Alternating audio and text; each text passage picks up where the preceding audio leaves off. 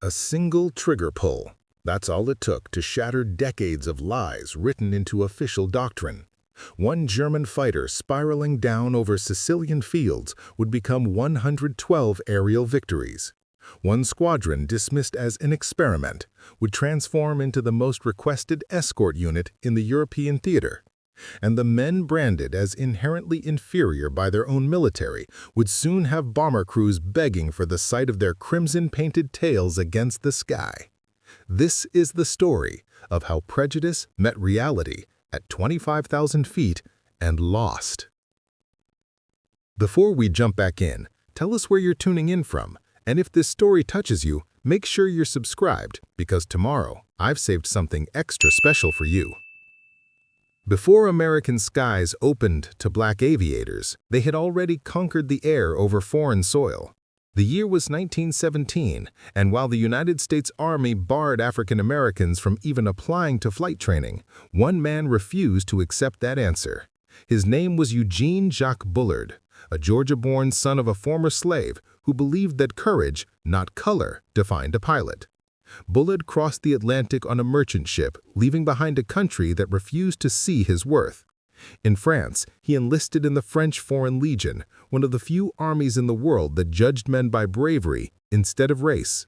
He fought in the hellish trenches of Verdun, where artillery turned the earth into a wasteland, and earned the Croix de Guerre for valor.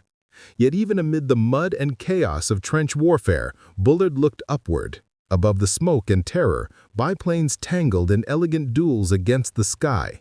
He decided that was where he belonged.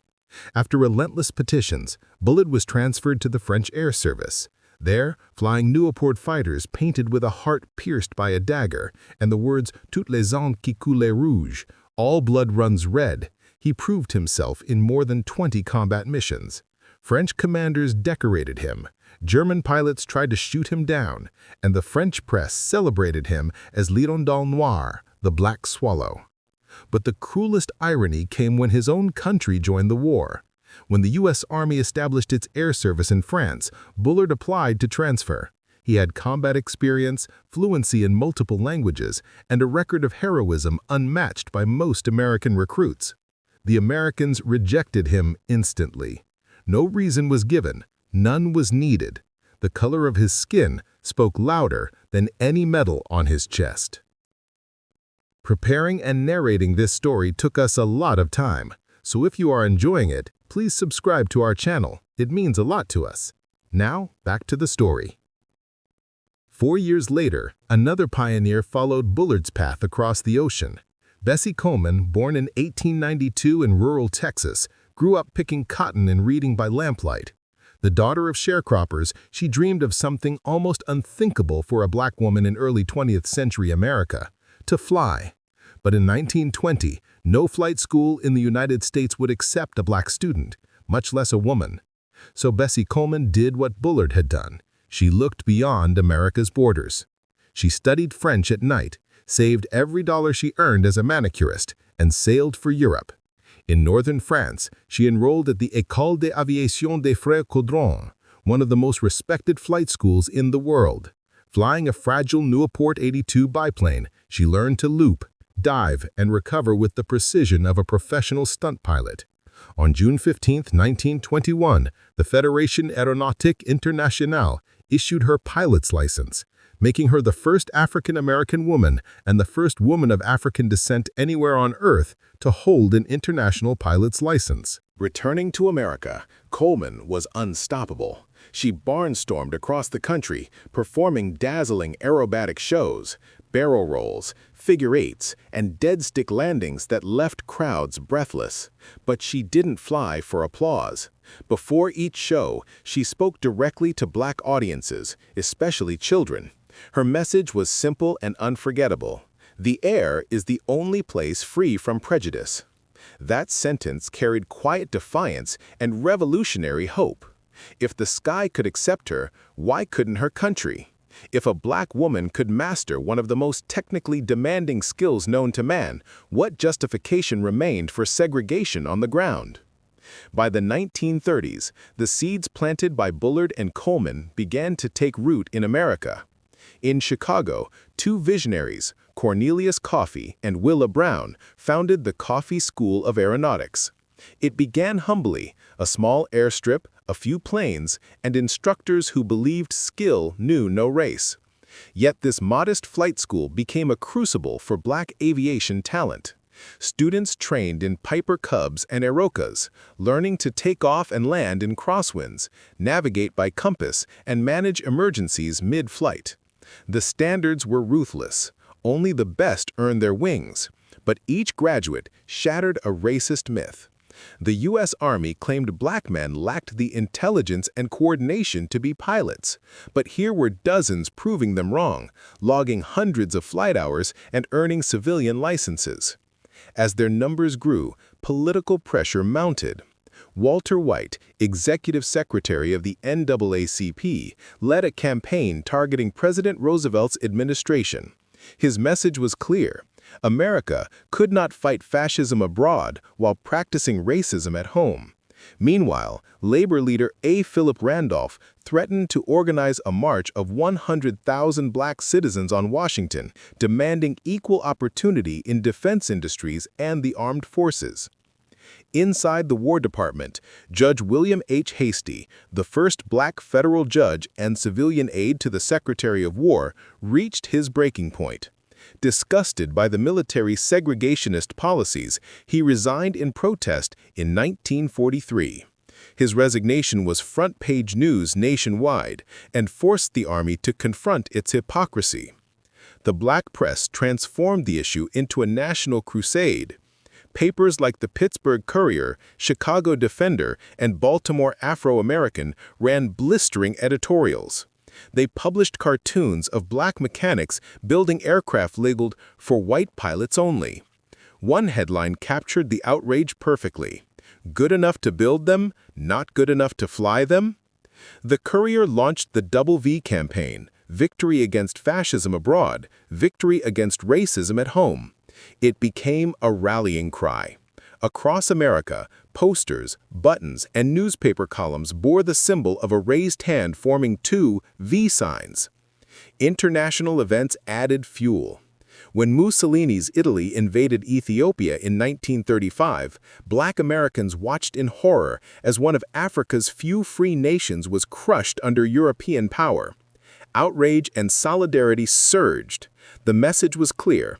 If war came again, black Americans would fight, not as cooks or laborers, but as equals. In 1939, the wall of exclusion finally cracked. Public Law 18, which created the Civilian Pilot Training Program, CPTP, required that at least one participating school admit black students. It was a token gesture, but enough to ignite a movement. Within months, black aviation programs appeared nationwide, training hundreds of new pilots. By 1940, the evidence was overwhelming. Given equal instruction, black pilots performed just as well as white pilots. And in an election year, President Franklin D. Roosevelt couldn't ignore them. With growing black voting power in cities like Detroit, Chicago, and New York, equality in the armed forces became a political necessity. Finally, on January 16, 1941, Secretary of War Henry Stimson announced the creation of the 99th Pursuit Squadron, an all-black flying unit. Officially, it was described as an experiment to determine whether Negroes can become effective military pilots. The phrasing was dismissive, but history would turn those words into poetic justice. For the young men chosen, many trained at Tuskegee Institute, the mission was far more than experimental. Their performance would decide not only their futures, but the destiny of every black aviator to come. If they failed, it would confirm every racist theory. But if they succeeded, they would prove that talent knows no color, and that the sky, at last, belonged to everyone. At the head of this squadron stood a man uniquely prepared for impossible pressure, Captain Benjamin Oliver Davis, Jr. His surname carried historical weight. His father, Benjamin O. Davis, Sr., had become the first African-American general in the United States Army in 1940. But the son's path had been forged in isolation. In 1932, Davis Jr. entered the United States Military Academy at West Point. He was only the fourth black cadet ever admitted. He would be the first to graduate in the 20th century, but the cost was measured in years of deliberate cruelty. From his first day, white cadets implemented what they called silencing.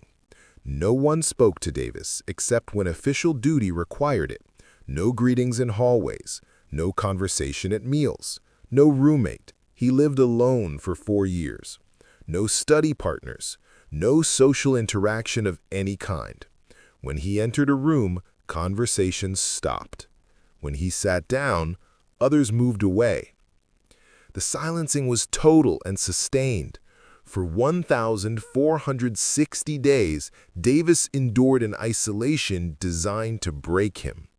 The Academy's upperclassmen believed a black cadet would crack under the psychological pressure, commit an honor violation, or simply quit. They were wrong. Davis responded with discipline so perfect it became legendary. He graduated 35th in a class of 276, in the top 15% despite being completely ostracized. He never received a single demerit in 4 years, not one. His military bearing was flawless, his academic work exemplary, his physical fitness scores superior. That experience hardened something inside Davis that would prove essential for what lay ahead. He learned that silence could be a weapon, but also that discipline was survival. He discovered that excellence was the only answer to prejudice that couldn't be dismissed or ignored. Later, his pilots would say his quiet voice carried more authority than any shouted order, because when Davis spoke, you knew he'd already thought it through completely. After graduating in 1936, Davis requested assignment to the Army Air Corps. Request denied. Black officers weren't accepted in aviation. Instead, he was sent to the all-black 24th Infantry Regiment at Fort Benning, Georgia, where he taught military science. He spent 4 years in that assignment, watching white West Point classmates advance to flight training while he remained grounded. The formation of the 99th changed everything. Davis was the obvious choice to lead it, a West Point graduate, the son of a general, a man who had already proven he could withstand pressure that would shatter most people. In March 1941, he reported to Tuskegee, Alabama, ready to transform an experiment designed for failure into proof of possibility. The location was no accident. When the War Department finally agreed to train black pilots, Southern politicians insisted it take place in the Deep South, where segregation could be maintained and the experiment contained. Tuskegee Institute in Alabama, a historically black college founded by Booker T. Washington, was selected as the center of this unprecedented program. Construction of Moton Field began in March 1941. It became the site for primary flight training, while the nearby Tuskegee Army Airfield handled advanced instruction. Both facilities were deliberately underfunded. Equipment was outdated, supplies delayed, and the infrastructure bare bones. Everything about the setup implied that the War Department expected, perhaps even hoped, for failure. The white officers initially assigned to oversee the program made little effort to hide their skepticism. Many had read the same Army War College reports declaring that black men lacked the intelligence, courage, and reflexes for aviation. Their job, as they saw it, was to confirm those assumptions. Colonel William Momier, later commander of the 33rd Fighter Group, openly doubted that the experiment would last more than a few months. But the cadets who arrived at Tuskegee came armed with more than ambition. They understood the stakes. Each flight, each test, each evaluation was not merely a personal trial. It was a referendum on their race. A white cadet who failed was just one man. A black cadet who failed became proof that no black man could fly. That pressure forged a rare kind of discipline. Between 1941 and 1943, over 900 men entered the Tuskegee program. more than 60% washed out, a higher rate than white programs, not because of lack of talent, but because of deliberate obstacles, stricter standards, poorer equipment, and at times open hostility from instructors who believed failure was inevitable. Yet those who graduated emerged exceptional. Colonel Noel Parrish, a white officer who replaced earlier commanders, later called them a super-selected group. Unlike many of his peers, Parrish approached his assignment with fairness. What he saw changed his views forever. He watched black cadets master aerobatics, navigation, gunnery, and formation flying, as well as any white pilot when given the same resources. Training was brutal. Cadets began in open-cockpit PT-17 Stearman biplanes, learning precise stick and rudder control. They advanced to BT-13 Valiants, then AT-6 Texans. Each phase eliminated more candidates. Physical conditioning was equally relentless. Pre-dawn runs, obstacle courses, calisthenics, because combat demanded strength and endurance. Academically, they studied navigation, meteorology, aircraft recognition, and flight physics, often overcoming gaps from underfunded segregated schools. They adapted, studied harder, and passed. By April 1943, the 99th Pursuit Squadron stood ready for war. 26 men earned their wings and the right to call themselves combat pilots. Their commander, Captain Benjamin O. Davis, Jr., a West Point graduate who had endured 4 years of isolation from white classmates, molded them into a disciplined unit. He reminded them daily, "You are not just pilots, you are the test." On April 2, 1943, the 99th sailed from New York bound for North Africa. 2 years of training behind them, a lifetime of prejudice beside them, and the eyes of a nation upon them, they prepared to prove, once and for all, that courage and skill knew no color. The morning of June 2, 1943, dawned clear over the rugged hills of Tunisia. The men of the 99th Pursuit Squadron, the first African-American fighter pilots in U.S. military history, stood on the edge of their destiny. Orders had arrived, their first combat mission. The target was the Italian island fortress of Pantelleria, a heavily defended outpost sitting midway between Tunisia and Sicily. The operation would test not only the Allied air forces, but also whether the 99th could prove their worth in the crucible of war.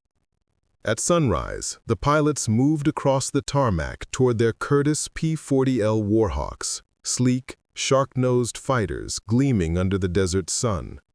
Ground crews, mostly black mechanics who had trained alongside them at Tuskegee, performed last-minute checks with nervous precision. The Warhawk wasn't the newest or fastest fighter in the arsenal. The P-47 Thunderbolt and P-51 Mustang were already showing what the future of air combat looked like. But in skilled hands, the P-40 was rugged, reliable, and deadly. Its Allison V1710 engine produced 1,150 horsepower, driving it to over 360 miles per hour.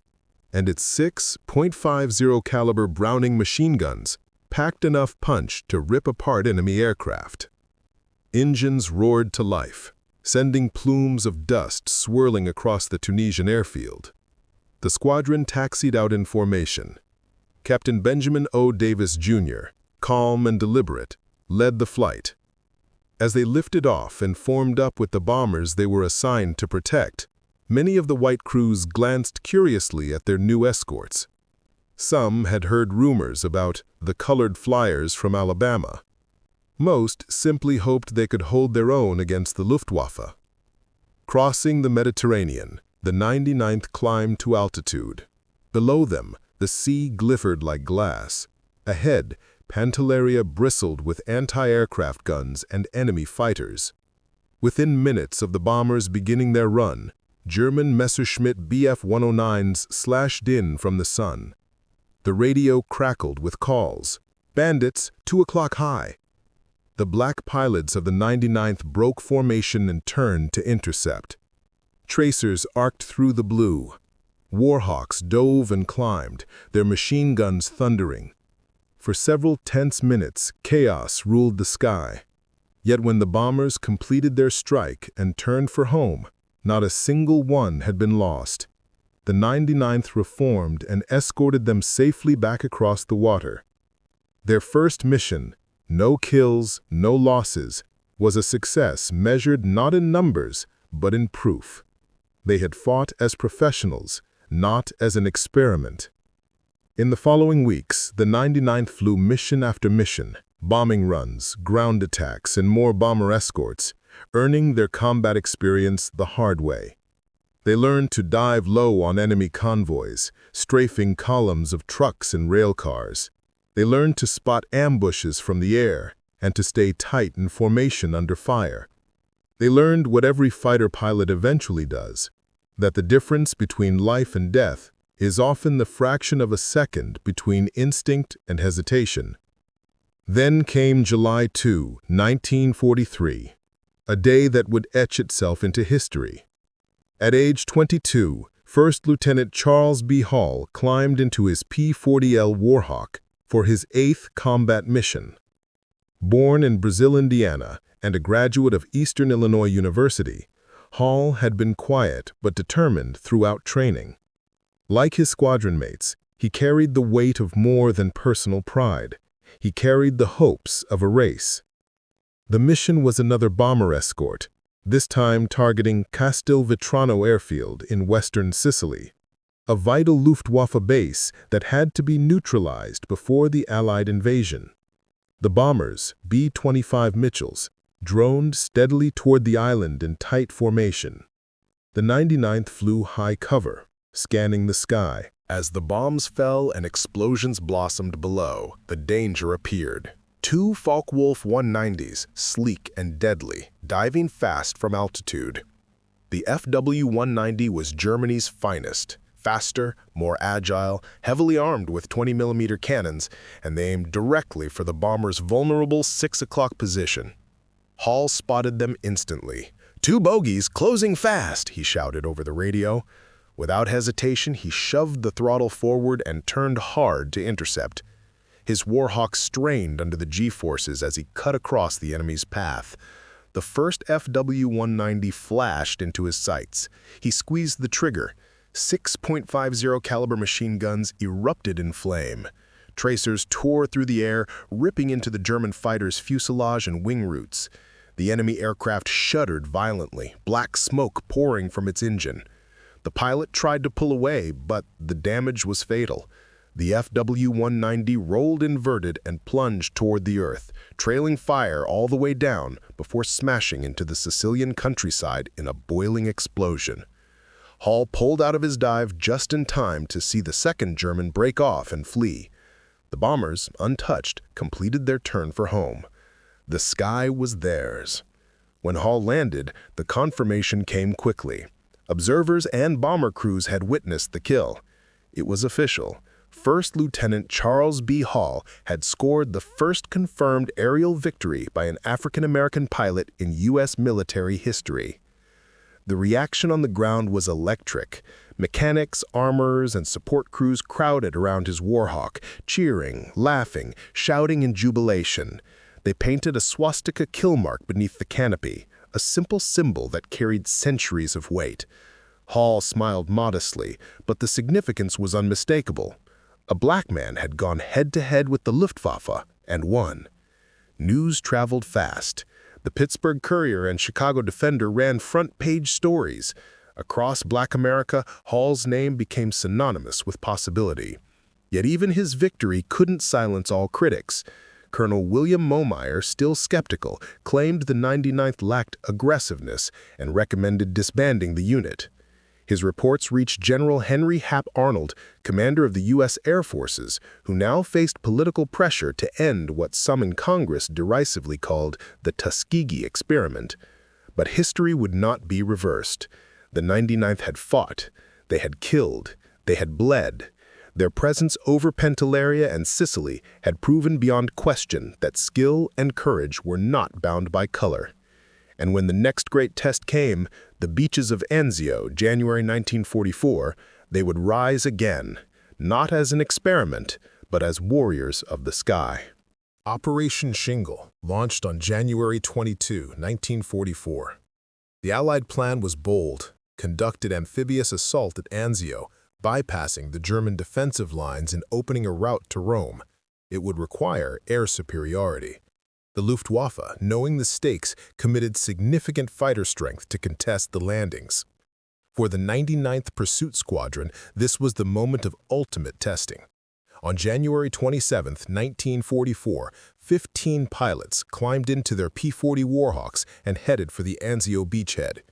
Against them, the Luftwaffe deployed Focke-Wulf 190s and Messerschmitt Bf 109s, experienced pilots flying superior aircraft. The sky over Anzio was absolute chaos. Artillery shells burst at altitude, anti-aircraft fire filled the air with black puffs of flak. German fighters slashed through Allied formations with aggressive tactics honed over years of combat. This wasn't a small skirmish, this was total aerial warfare. The 99th held their formation with iron discipline. When German fighters dove on Allied bombers, the Warhawks turned to intercept.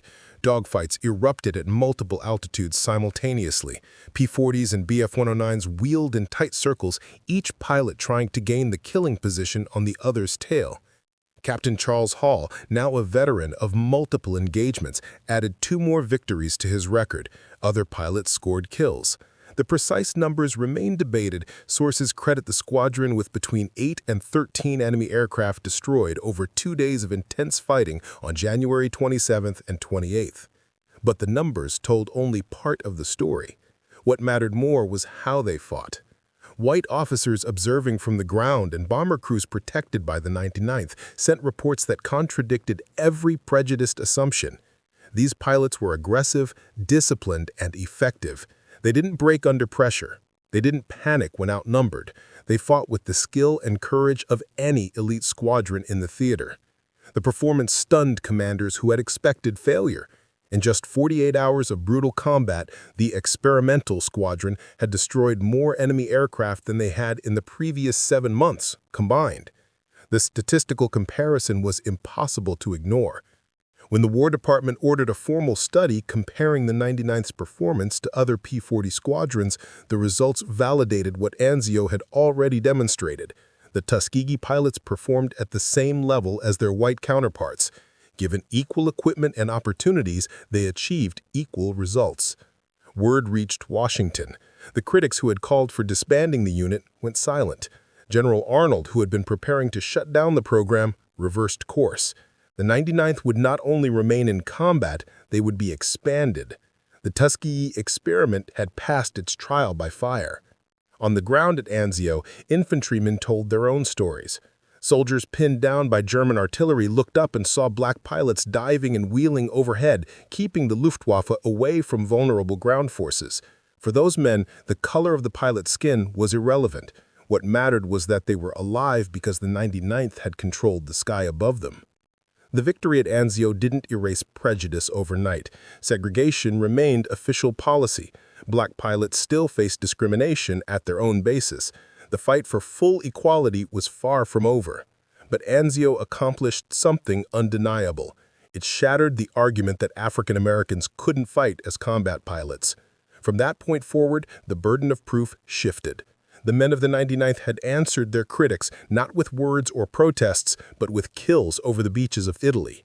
They had proven that courage, skill, and discipline had nothing to do with race and everything to do with training, determination, and opportunity. Anzio was more than a battle. It was the moment when an experiment designed to prove inferiority instead demonstrated excellence.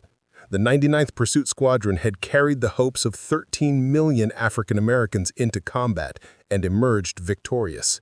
The sky, as Bessie Coleman had promised decades earlier, truly had no color barrier.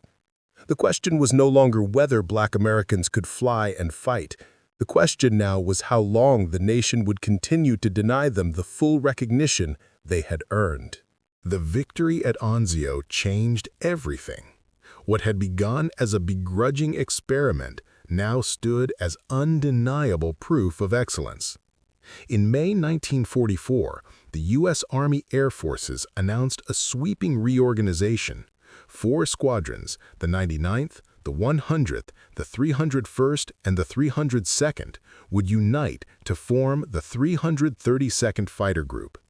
Their new mission would be different, more demanding, and far more dangerous than anything they had faced before. No longer would they fly short-range coastal patrols or tactical ground support. The 332nd would now escort heavy bombers deep into the heart of Nazi Germany. American B-17 Flying Fortresses and B-24 Liberators were striking German industrial centers around the clock, but losses were staggering. Bomber crews needed protection that could stay with them all the way to the target and back. The men once dismissed as incapable would now shoulder the Air Force's most critical duty. At their head stood Colonel Benjamin O. Davis, Jr., newly promoted and utterly resolute. He gathered his pilots and spoke plainly. "Our mission is not to rack up kills. Our mission is to bring those bombers home. Every one of them represents 10 American lives. We don't chase glory, we stay with the bombers." That simple order became their gospel. While other fighter groups measured success by kill counts and celebrated aces, Davis drilled his men to resist temptation. When German fighters tried to lure escorts away, the 332nd held their line. When easy kills presented themselves at the cost of leaving bombers exposed, they refused to break formation. It was discipline over glory, protection over pride. The philosophy came directly from Davis's years at West Point, where 4 years of isolation and silence had taught him the value of endurance and purpose. He passed that lesson to his pilots. They understood the arithmetic of war. 1 bomber lost meant 10 telegrams to grieving families. Protecting those bombers mattered more than any personal triumph. Then came June 1944, and with it, transformation. The 332nd received new aircraft that would define their legend, the North American P-51 Mustang. The Mustang was the finest fighter of the war, a perfect balance of speed, range, and power. Its Packard-built Rolls-Royce MV-165E engine produced nearly 1,500 horsepower, pushing the aircraft past 430 miles per hour. Armed with 6.50 caliber Browning machine guns, it could destroy anything the Luftwaffe sent against it. But the Mustang's real gift was endurance. With external fuel tanks, it could fly more than 1,600 miles, long enough to escort bombers from Italian airfields to Berlin and back. For the pilots of the 332nd, men who had once flown rugged but outdated P-40 Warhawks, it was like stepping into the future. The Mustang handled like silk. It climbed faster, dove steeper, and turned sharper than any fighter they'd flown before. In their hands, it became an extension of willpower itself. Every fighter group in the 15th Air Force was ordered to paint distinctive markings for identification. Some used nose art, others stripes. The 332nd was assigned tail markings. The color chosen was red, brilliant, unmistakable crimson that covered the entire tail section from rudder to stabilizer. Even the propeller spinners gleamed red. Against the gray sky of Europe, the Mustangs of the 332nd burned like torches.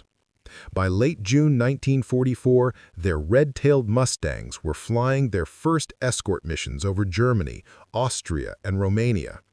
At first, bomber crews didn't know who these new escorts were, only that they never left formation.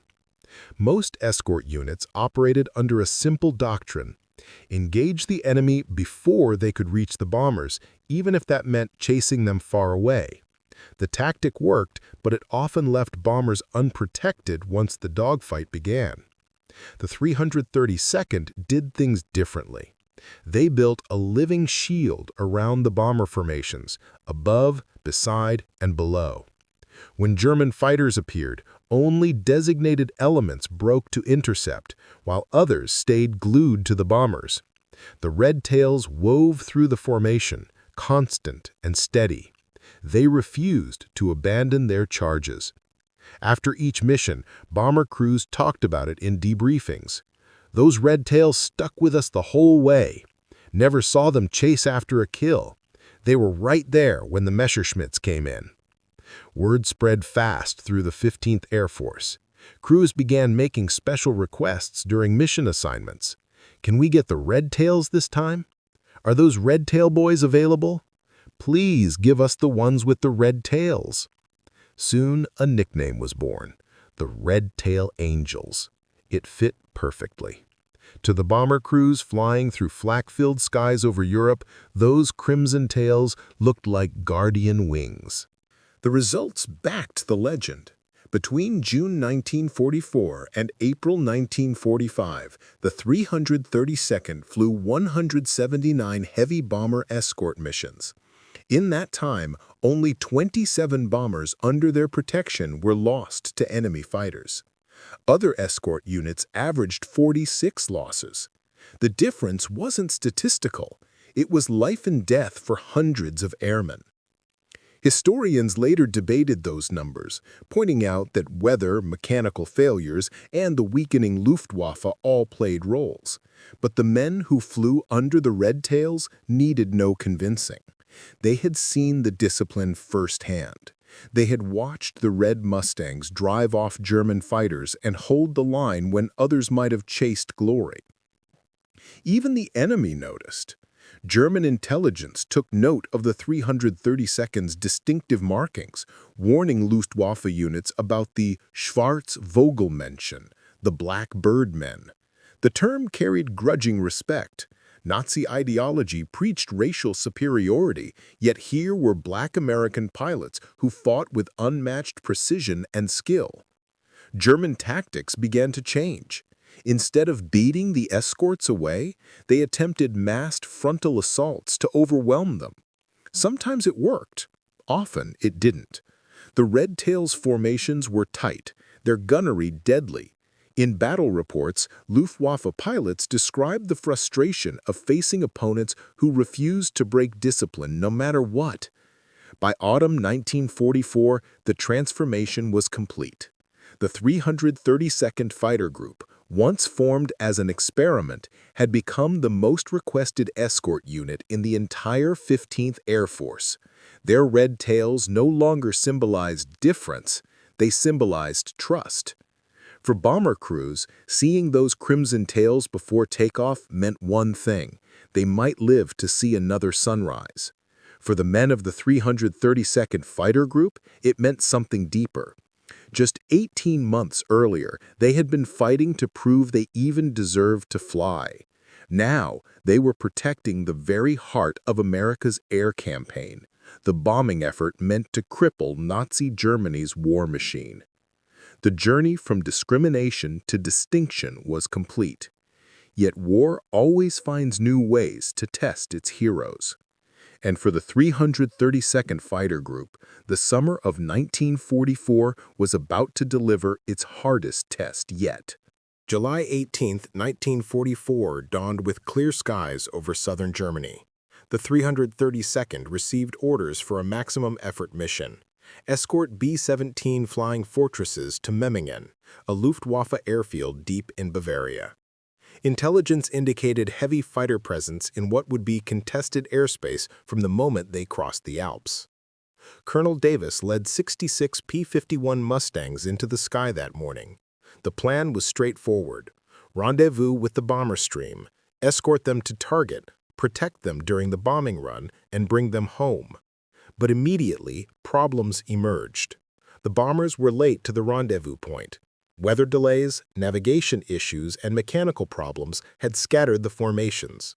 For the 332nd, orbiting over enemy territory while waiting, every minute increased risk. Fuel burned. German radar tracked them. Fighter controllers vectored interceptors toward their obvious holding pattern. Davis faced a critical decision. He could abort and preserve his fuel and aircraft, or hold position knowing the bombers needed protection. It wasn't really a choice. His entire philosophy centered on bringing bombers home. He ordered the group to continue holding while fuel gauges dropped and pilots scanned the sky nervously. When the B-17s finally appeared, so did the Luftwaffe.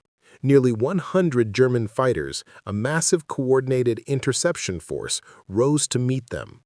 Focke-Wulf 190s and Messerschmitt 109s attacked from every direction simultaneously. The sky above Bavaria exploded into chaos. German fighters slashed through bomber formations with aggressive head-on attacks. The bombers, lumbering at 180 miles per hour and loaded with bombs, couldn't maneuver. They relied entirely on their escorts. The red-tailed Mustangs threw themselves into the maelstrom. Radio channels crackled with urgent transmissions. Bandits 12 o'clock high. Break right, stay with the forts. Individual dogfights erupted across miles of sky as Mustangs and German fighters wheeled in tight circles, each pilot fighting for the killing angle. Despite their best efforts, the 332nd couldn't be everywhere simultaneously. With nearly 2-to-1 odds, German fighters broke through the defensive screen. B-17s began taking hits. Engines burst into flame. Wings separated under cannon fire. Bombers fell out of formation trailing smoke. In 20 minutes of savage combat, 15 B-17 flying fortresses went down. 150 American aircrewmen were killed or captured. The 332nd lost 3 pilots, Lieutenant Robert Hutton, Lieutenant Wellington Irving, and Lieutenant Alfred Brown. When the surviving bombers finally turned for home, the extent of the disaster became clear. Critics seized on the mission, claiming it proved the Red Tails couldn't handle a major engagement. The old prejudices emerged again. But the full analysis told a different story. Military intelligence reconstructed the battle using debriefing reports and gun camera footage. The bomber force had been late, scattered, and disorganized.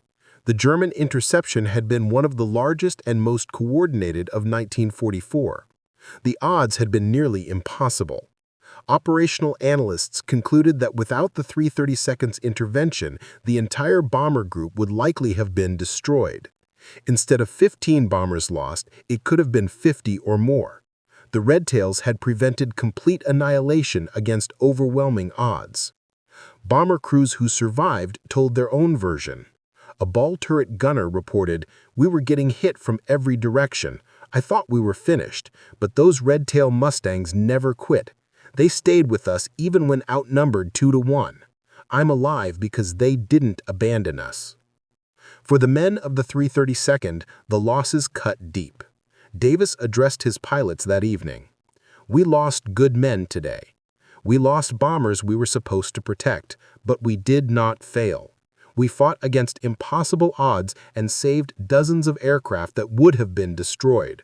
We stayed with our mission when abandoning it might have saved fuel and lives. That's who we are." In the historical record, Memmingen strengthened the 332nd's reputation rather than diminishing it. It demonstrated that the Red Tails would hold their positions even in hopeless situations and wouldn't abandon bombers regardless of the odds. Memmingen had proven it in blood. The men of the 332nd buried their dead, repaired their aircraft, and prepared for the next mission. They remained unbroken, still the most requested escorts in the 15th Air Force, still the guardians watching over bomber crews deep in hostile skies. By March 1945, the Luftwaffe was only a ghost of its former power. Fuel shortages had grounded many of its best pilots, and training programs had virtually collapsed. The once feared Messerschmitt 109s and Focke-Wulf 190s could barely contest Allied air superiority. But Germany had placed its last hopes on a revolutionary weapon that briefly threatened to change the balance: the Messerschmitt Me-262 jet fighter. The Me-262 was decades ahead of its time. Powered by twin Junkers Jumo 004 turbojet engines, it could reach speeds of 540 miles per hour, nearly 100 miles faster than any Allied propeller-driven plane. Its armament of 4 30mm cannons could rip through a bomber in seconds. To the weary American bomber crews who had already faced flak and fighters, the jet seemed like a phantom of death, appearing without warning, streaking through formations and vanishing before anyone could react. Conventional tactics were useless. By the time a P-51 Mustang turned to chase it, the Me-262 was already a distant glint in the sky. On March 24, 1945, the 332nd Fighter Group, the famed Tuskegee Airmen, received their most dangerous orders yet: to escort bombers attacking the Daimler-Benz tank factory near Berlin. The mission would cover 1,600 miles, pushing the Mustangs to their range limits. Intelligence reports warned that Germany's elite jet squadron, Jagdgeschwader 7, would defend the capital with everything it had left. That morning, 43 red-tailed P-51 Mustangs lifted off from Ramatelli Airfield in Italy, led by Colonel Benjamin O. Davis, Jr. himself. The long flight north was grueling, hours of engine drone and icy winds at high altitude. Over Austria, they joined the bomber stream and turned toward Berlin, the heart of Nazi Germany. As they neared the city, distant specks appeared against the gray sky. Within seconds, the shapes grew sharper, dozens of Me-262 jets diving toward the bombers. Germany had gathered its largest jet force of the entire war to protect the capital. The jets tore into the formations like silver arrows, their cannon shells ripping apart several B-17s in mere moments. But the men of the 332nd were ready. They had studied every scrap of intelligence on the Me-262's strengths and weaknesses. The jet was blindingly fast in a straight line, but it couldn't turn sharply or climb rapidly once its engines throttled down. And those engines were fragile, slow to accelerate, prone to flameouts, and easy to damage. Lieutenant Roscoe Brown, leading one of the flights, spotted an Me-262 cutting through the bomber formation. Rather than chasing it directly, he anticipated its flight path, flying perpendicular and executing a sharp turn that placed him right in the jet's blind spot. Later, he described the moment. "I set my Mustang at a 15-degree climb and waited until the 262 crossed my sight. At about 2,000 feet, I fired 3 long bursts. The deflection was perfect." His rounds ripped through the Me-262's fuselage. The jet shuddered, belching smoke, then broke apart. The German pilot ejected as his aircraft tumbled toward the ground, a fiery streak over Berlin. The first jet kill of the day belonged to the Red Tails. Moments later, Lieutenant Earl Lane scored another victory. Using the new K-14 gyroscopic gun sight, he tracked a jet making a high-speed pass. The sight automatically calculated the necessary lead, but only if the pilot could hold steady, a nearly impossible task at 400 miles per hour. Lane squeezed the trigger. His round struck home, detonating the Me-262's nose ammunition. The explosion tore the jet apart in midair, leaving a bright orange fireball over the ruins below. A third victory came from Lieutenant Charles Brantley, who executed a tight deflection shot to take down another Me-262, trying to break through the bomber's rear defenses. By the end of the 30-minute air battle, the 332nd had destroyed 3 of Germany's most advanced jets, a feat that few fighter groups achieved in the entire war. The cost was high. Several bombers were lost and a few Mustangs returned damaged, yet the mission succeeded. The Daimler-Benz factory was heavily bombed, crippling one of Germany's last tank production sites. Most of the bomber force made it back to Italy, thanks to the unflinching escort of the 332nd. Their performance over Berlin earned the 332nd Fighter Group a Distinguished Unit Citation, one of the military's highest honors for collective heroism. The citation specifically praised their skill in defeating jet aircraft and their steadfast defense of the bomber formation under impossible odds. The symbolism was unmistakable. Nazi Germany had built its ideology on racial superiority, claiming that the so-called Aryan race was unmatched in intellect, technology, and courage. Yet here, over the heart of the Reich, Black American pilots had outflown and outfought Germany's most advanced weapons. The myth of racial supremacy had gone down in flames alongside the Me-262s scattered across Berlin's outskirts. Among bomber crews, the battle became legendary. Veterans spoke of the Red Tails with awe, describing how they executed precise, calculated intercepts against aircraft far faster than anything the Allies had seen. For men who had flown countless missions over Europe, March 24 stood apart as the day they witnessed history being rewritten in the sky. Word spread quickly through the 15th Air Force. Fighter groups that had once dismissed the 332nd began studying their jet engagement tactics. The lessons Davis and his men developed were soon integrated into formal training manuals. What began as an experiment in 1941 had now evolved into innovation that reshaped air combat doctrine. By April, Germany's jet program was collapsing. Fuel shortages, destroyed factories, and relentless bombing left most aircraft grounded. The war was nearing its end, but the image of red-tailed Mustangs destroying Me-262s over Berlin endured, a symbol that courage, discipline, and skill could triumph over even the most advanced technology. Not every mission ended with a safe landing back at base. For 32 Tuskegee pilots during the war, the price of combat was capture. One of those men was Lieutenant Alexander Jefferson, whose experience revealed bitter ironies about prejudice, nationality, and human dignity.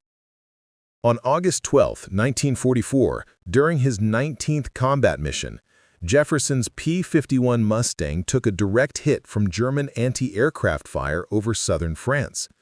He had been strafing a radar installation when the 88mm shell detonated close enough to shred his aircraft's tail section.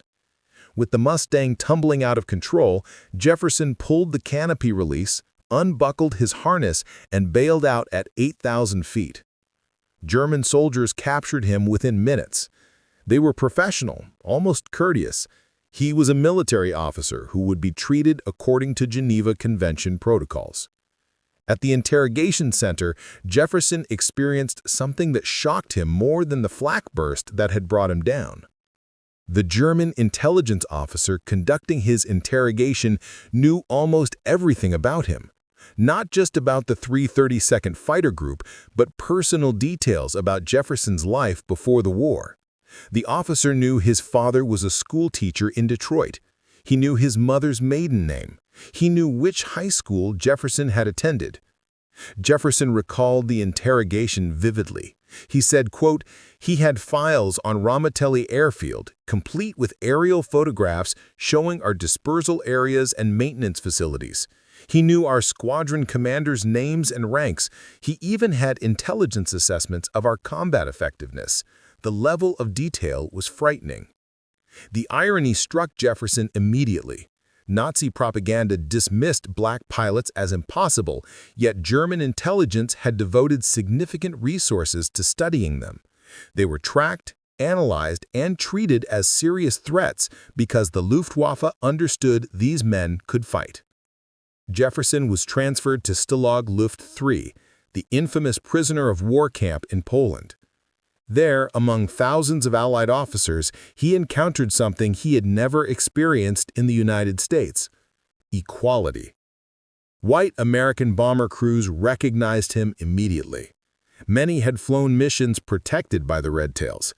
They came up to thank him, to share stories about seeing those distinctive crimson Mustangs holding formation through flak and fighters. In the brutal environment of a POW camp, where survival depended on cooperation, racial prejudice faded into irrelevance. Jefferson captured the experience in words that cut to the heart of American contradiction. "I was in a Nazi prisoner of war camp, being treated more equally by my white countrymen than I ever was back home. We were all officers. We were all prisoners. We were all Americans, facing the same hardships. Rank mattered. Combat experience mattered. Skin color suddenly didn't matter at all." The bitter irony extended to his captors. German camp officers generally treated captured Tuskegee pilots as professional soldiers deserving of respect. There were no separate facilities based on race, no segregated mess halls. The Nazi system that built death camps for civilians somehow treated Black American POWs according to military protocol. Life in Stalag Luft III was harsh. Food was scarce. Prisoners survived on watery soup, black bread, and occasional Red Cross parcels.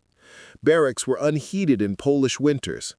But Jefferson noted that in the shared misery of captivity, American prisoners formed bonds that transcended the racial divisions that would reassert themselves once they returned home. As Allied armies closed in during April 1945, the Germans evacuated the camp. Prisoners were forced on long marches westward until American units finally liberated them. But liberation in Europe didn't mean freedom in America. At the port where Jefferson and other repatriated prisoners disembarked, the segregation he had temporarily escaped reasserted itself immediately. White officers were directed to one processing area, black officers to another. After surviving combat, enduring interrogation, living through POW camp, and nearly dying on forced marches, Jefferson stepped back into a nation that still refused to recognize him as a full citizen. Jefferson's words became a defining statement about the Tuskegee experience. I could shoot down German aircraft, survive interrogation by Nazi intelligence, endure a prisoner of war camp, and still come home to a segregated mess hall. The irony was sharper than any weapon. For history, the lesson was unmistakable. The Tuskegee Airmen weren't just fighting Hitler, they were holding up a mirror to America, forcing the nation to see its own contradictions, a democracy that demanded sacrifice from men it refused to treat as equals. When the guns finally fell silent in May 1945, the numbers told a story that needed no embellishment. The Tuskegee Airmen had flown 1,578 combat missions during 2 grueling years of operations. They had logged over 15,000 individual sorties under skies where death could come at any moment. Their record was unmatched: 112 enemy aircraft destroyed in aerial combat, another 150 wrecked on the ground, and nearly 1,000 trains, trucks, and vehicles disabled or destroyed by their strafing runs. But their greatest legacy came from what they protected, not what they destroyed. The Tuskegee Airmen flew 179 bomber escort missions into the deadliest airspace over Europe. Under their protection, bomber groups lost an average of 27 aircraft to enemy fighters, far fewer than the 46 lost under other escorts.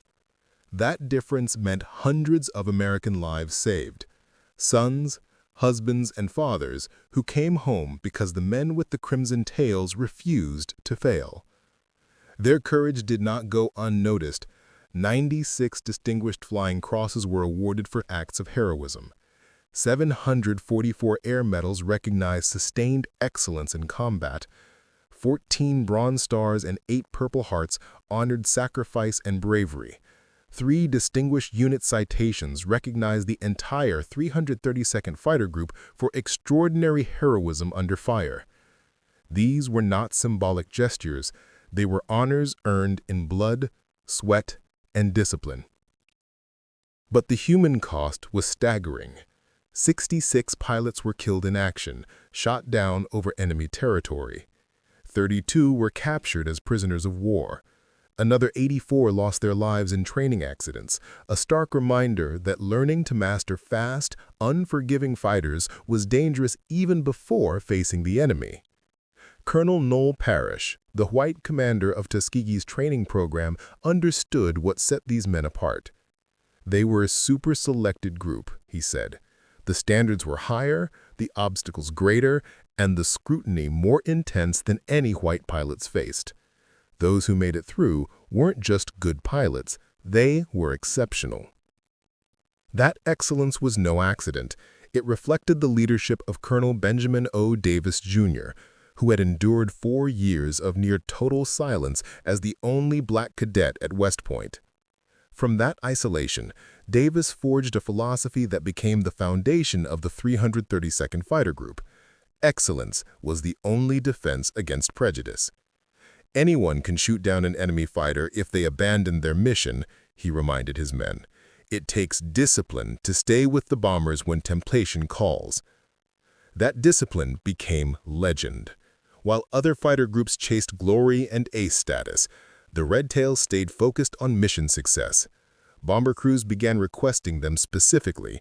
Those Crimson Tails meant safety, reliability, and home. Still, recognition came slowly. In 1948, 3 years after victory in Europe, President Harry Truman issued Executive Order 9981, desegregating the U.S. military. The decision was more than symbolic. It acknowledged what the Tuskegee Airmen had already proven. Segregation weakened the military, while equality strengthened it. In 1954, Benjamin O. Davis, Jr. became the first African-American general in the newly formed U.S. Air Force. For the man once shunned in silence at West Point, it was personal vindication and proof that the barriers he fought against were beginning to fall. But for decades, mainstream America overlooked their story. Textbooks barely mentioned them. Returning home, many airmen found their achievements dismissed or ignored. Some who had fought and triumphed over the Luftwaffe were denied service at restaurants or turned away from jobs they were fully qualified for. Lee Archer, credited with 4 aerial victories, captured that painful irony. Nobody believed me anyway when I told them I had been a fighter pilot, a black man shooting down German aircraft. They assumed I was lying. It took decades for people to accept that it actually happened. That long overdue recognition finally came in 2007. President George W. Bush presented the Congressional Gold Medal, the nation's highest civilian award, to the surviving Tuskegee Airmen. Only about 300 remained alive to see their country honor them. For many, it was not just an award, it was validation after 60 years of quiet pride and patient endurance. At the ceremony, Roscoe Brown, who had shot down a German Me-262 jet over Berlin, spoke for them all. "We didn't just fight the Germans, we fought ignorance, prejudice, and hatred, and we won all 3 battles." The first victory came in the skies over Europe. The others took decades longer. That was the true measure of the Tuskegee Airmen. They defeated the Luftwaffe with skill and discipline. They shattered the Nazi myth of racial superiority, and by their quiet, relentless excellence, they forced America to confront its own hypocrisy.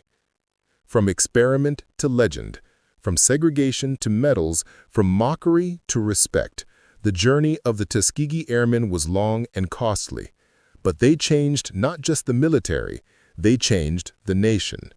They proved that courage has no color, that equality must be earned through persistence, and that merit, given the chance, will always prevail.